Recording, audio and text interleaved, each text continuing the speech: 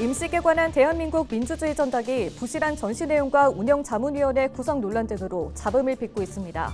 지역사회에서는 운영을 즉각 중단해야 한다고 목소리를 높입니다. 장마철이면 맨홀 사고도 큰 위험 요소가 되고 있습니다. 특히 노후화된 맨홀은 불어난 물에 쉽게 열려 안전을 위협하고 있는데요. 현장 지금은에서 경남 지역 실태를 점검해봤습니다.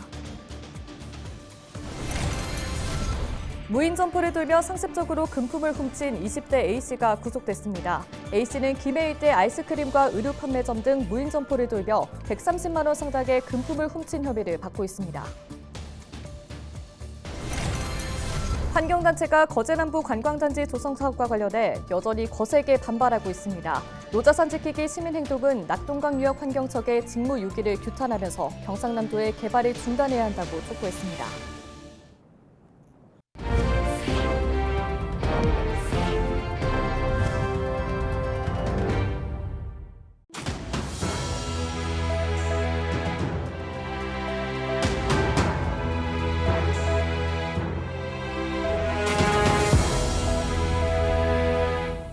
시청자 여러분 안녕하십니까? 헬로티비 뉴스입니다. 임시 개관한 대한민국 민주주의 전당이 부실한 전시 내용과 운영자문위원회 구성 논란 등으로 잡음을 빚고 있습니다. 창원시는 오는 29일 예정이었던 정식 개관은 연기하고 시범 운영 기간을 연장하기로 했는데요. 지역사회에서는 운영을 즉각 중단하고 전면 재정비에 나서야 한다는 목소리가 커지고 있습니다. 보도에 표영민 기자입니다. 6.29 민주화 선언에 맞춰 오는 29일 정식 개관을 목표로 했던 대한민국 민주주의 전당. 하지만 전시 내용의 부실과 운영자문위원회의 자격 논란이 불거지며 민주화 단체와 지역사회의 거센 비판을 받아왔습니다. 실제 민주주의 전당에는 이승만 박정희 정권의 독재나 탄압 등은 빠졌고 박근혜 윤석열 전 대통령의 탄핵과 촛불혁명 같은 주요 사건도 기록되지 않았습니다. 이러한 지적에 창원시는 정식 개관을 무기한 연기하고 시범 운영 기간을 연장한다고 밝혔습니다. 그러자 경남대 국립창원대 등 경남 지역 대학 민주동문회가 반발에 나섰습니다. 이들은 임시 개관은 유지하면서 정식 개관만 미루는 건 시의 눈속임에 불과하다는 겁니다. 제대로 된 내용을 확보하고 시민들에게 선을 보이는 것이 그것이 마치 제대로 되지 못한 내용을 시민들에게 단기간이라도 전달하게 된다면 그건 역시도 민주주의 역사에 대한 왜곡으로 번질 가능성이 있기 때문에 제대로 준비하고 제대로 된 개관을 하는 것이 정답이라고 생각합니다. 민주동문회는 항의의 의미로 독재미화 민주홀대 전당이라고 적힌 펼침막을 찢는 퍼포먼스를 벌였습니다. 또 민주주의 전당이 이대로는 안 된다며 민간이 함께 참여하는 운영위원회를 구성해 전시 내용의 전면 재구성을 요구했습니다. 이에 창원시는 시범 운영을 이어가며 지역사회의 다양한 의견을 수렴해 보완하겠다는 입장입니다. 민주주의의 역사와 정신을 제대로 담아내지 못했다는 지적 속에 민주주의 전당을 둘러싼 잡음은 당분간 이어질 전망입니다. 헬로티비 뉴스 표영민입니다.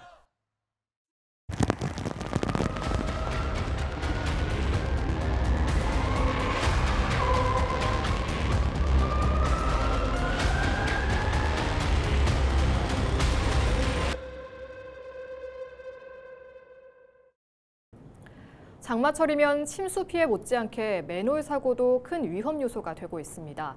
특히 노후된 맨홀의 경우 뚜껑이 불어난 물에 쉽게 열려 보행자와 운전자 모두를 위협하고 있습니다. 지난 14일에는 부산 연제구에서 빗길을 걷다 맨홀 뚜껑에 빠지는 사고도 발생했는데요. 장마철 도로 위 시한폭탄 같은 맨홀, 경남 지역 실태를 점검해봤습니다. 현장 지금은 전주영 기자입니다. 쏟아지는 장맛비에 도로 위 물이 넘칩니다. 맨홀 뚜껑이 들썩이며 금방이라도 튀어오를 듯 요동칩니다. 폭우로 하수도에 빗물이 가득 차면 일시적으로 수압이 오르면서 맨홀 뚜껑이 들리게 되는 것입니다. 이처럼 장마철 급격한 폭우로 맨홀 뚜껑이 열리거나 사라지는 사고가 반복되고 있습니다. 제가 나와 있는 이곳은 지난 2019년 당시 지역에 많은 비가 내리면서 피해를 입었던 곳인데요. 당시 하천 물이 범람하고 이 맨홀 뚜껑이 열리면서 인근 가게에는 침수 피해가 발생했습니다. 자칫하면 큰 비극으로 이어지는 맨홀 추락 사고. 장마철이 본격 시작되면서 맨홀 사고에 대한 시민들의 불안감도 커지고 있습니다. 맨홀 저기 뚜껑이 막팍 뚫려서 물이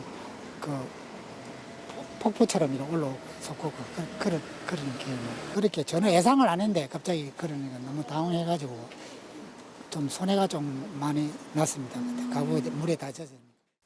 맨홀은 빗물 바지 등 배수 시설과 연결돼 있다 보니 많은 비로 물이 역류할 경우 물살을 이기지 못해 뚜껑이 밀려날 수밖에 없는 구조입니다. 이 경우 특히 야간이나 집중호우 때는 시야 확보가 어려워 더 큰 위험을 안고 있습니다. 경남 전체에 설치된 맨홀 수는 약 39만 개. 상당수가 설치된 지 20년이 넘었습니다. 거기에다 사람이 빠지는 것을 막기 위한 추락 방지 시설이 설치된 곳은 2만 2천여 곳, 5.7%에 불과합니다. 콘크리트로 된 조화도 많이 있습니다. 그거 같은 경우는 부식에 또 굉장히 취약을 하거든요. 그러다 보니까 부서져 있는 상태들도 많고, 그리고 비가 많이 오면 이제 콘크리트라는 게 이제 수분이 많이 접촉되고 오염물을 묻히게 되면 부서지는 상황들이 발생을 한단 말이죠. 그런 것 때문이라도 빨리 설치를 해야 되는데 아직은 그런 것들에 대한 명확한 규정이라든지 어떻게 설치해야 되는 그런 것도 좀 부족하다 보니까.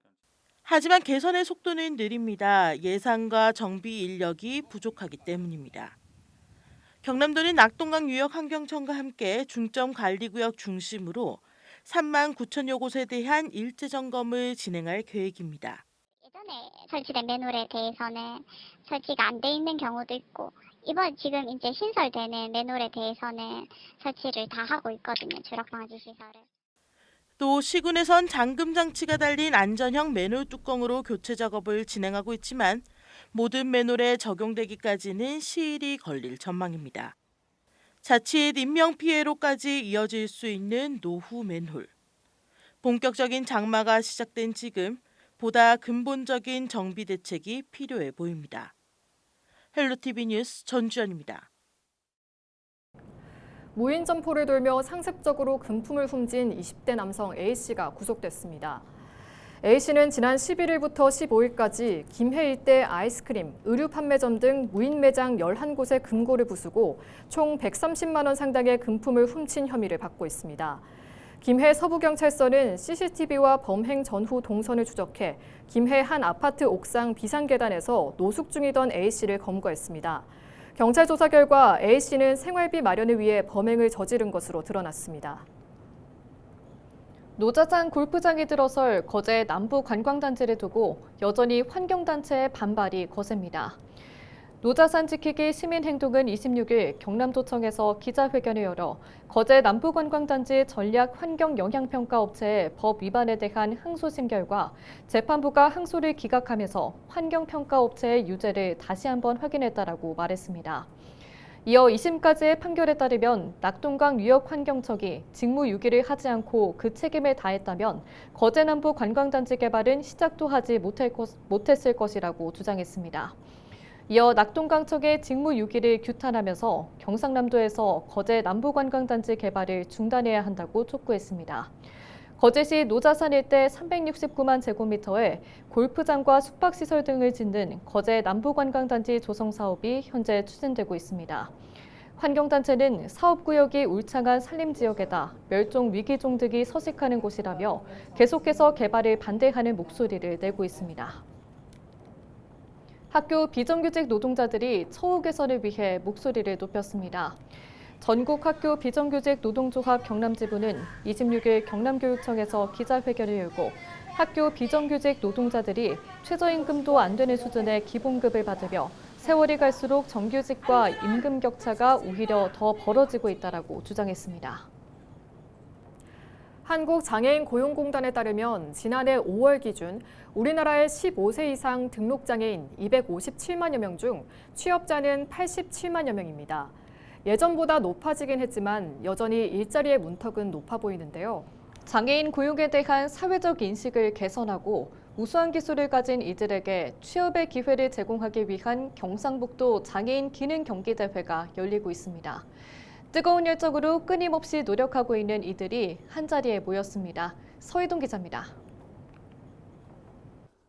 거침없는 손길로 컴퓨터 부품을 조립하는 구보낙 씨. 태어날 때부터 불편했던 다리 때문에 앉아있는 시간이 많았던 구 씨에게 컴퓨터는 둘도 없는 친구였습니다. 처음에는 취미로만 생각했지만 지금은 컴퓨터 수리 분야에서 전문가가 되겠다는 꿈을 품고 열심히 공부하고 있습니다.